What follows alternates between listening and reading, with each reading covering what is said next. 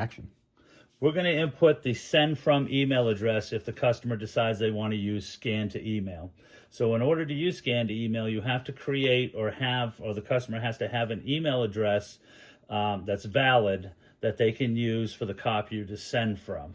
So we're going to go into administrator again, and we're going to touch administrator, put our password in, which is 1 through 8.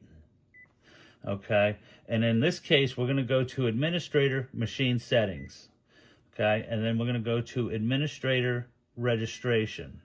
And in the email address, we're going to put in, let's just say the customer has a email address already set up called scans and at shiftbestcopier.com.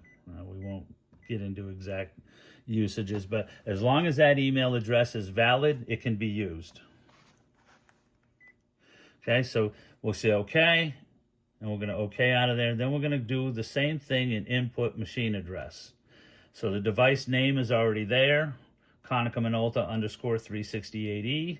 So now we're going to touch the email address, and we're just going to type in the same email address that we just typed in the last one. So we'll shift.